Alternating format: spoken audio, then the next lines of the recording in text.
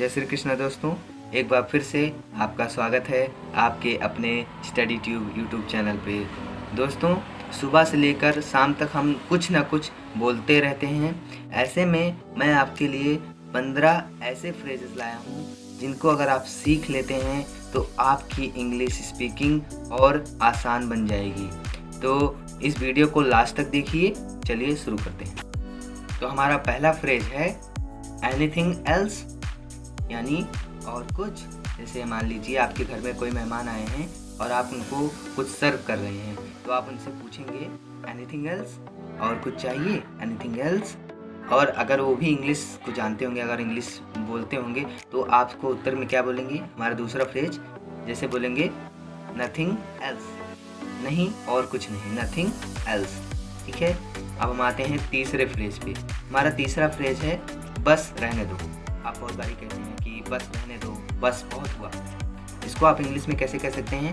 इसको आप इंग्लिश में कह सकते हैं दैट्स इनफ, दैट्स इनफ, बस। इसके बाद अगला हमारा फ्रेज है चौथा नंबर, टेक केयर, ध्यान रखिए। यानी आप अपनी सेहत का, जैसे मान लीजिए एग्जाम्पल लेते हैं, आप अपनी सेहत का ध्यान रखिए, take care of your health. हमारा पांचवा फ्रेज है नेवर माइंड, यानी कोई बात नहीं। मान लीजिए कोई आपके ऑफिस में है और उससे गलती हो जाती है, तो आप उसको अगर क्षमा करना चाहेंगे, मान लीजिए आपसे सॉरी बोलता है, तो आप उसको क्या कहेंगे, नेवर माइंड, कोई बात नहीं। छठवां फ्रेज क्या है हमारा, चुप रहिए। इसको आप कैसे इंग्लिश में कहते हैं, कीप क्वाइट, या फिर आप कह सकते हैं बी साइलेंट। तो हम आते हैं सातवें फ्रेज पे। हमारा सातवां जो फ्रेज है वो है भरोसा रखिए, भरोसा रखिए। इसका English rest assured, rest assured.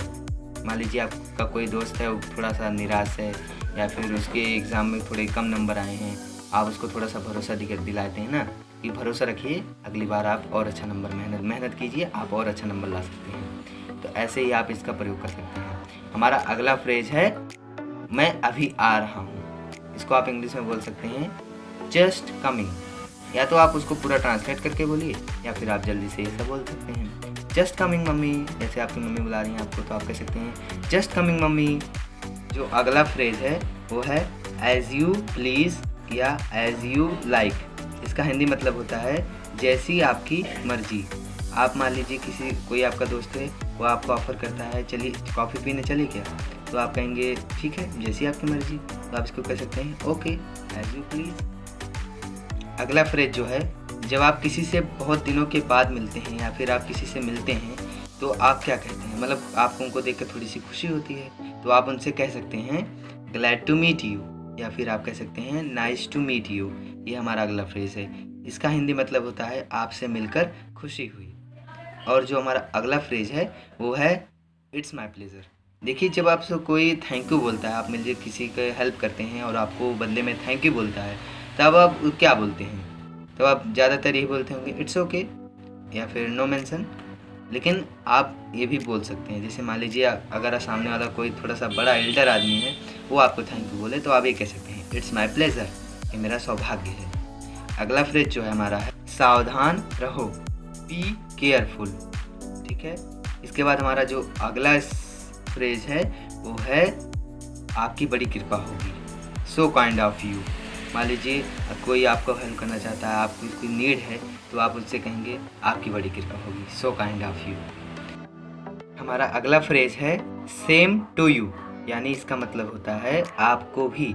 जैसे मान लीजिए कोई त्यौहार आता है या फिर कोई सेलिब्रेशन हो रही है, तो आप उनको विश करते हैं दूसरे को, जैसे कहते हैं हैप्पी दिवाली, तो वो भी बदले में कहते हैं ना आपको भी बधाई हो, या फिर इसको इंग्लिश में कहेंगे सेम टू यू।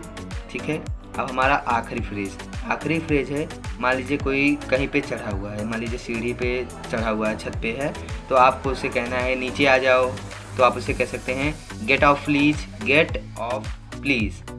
ठीक है, वीडियो को लाइक, शेयर और कमेंट जरूर कीजिएगा, और ऐसे ही और इंटरेस्टिंग इंग्लिश वीडियो देखने के लिए आप हमारे चैनल को सब्सक्राइब कर सकते हैं और बेल आइकन को दबा लीजिए, जिससे आपको हमारी आने वाली वीडियो का नोटिफिकेशन मिलता रहे। वीडियो पूरा देखने के लिए आपका बहुत बहुत धन्यवाद।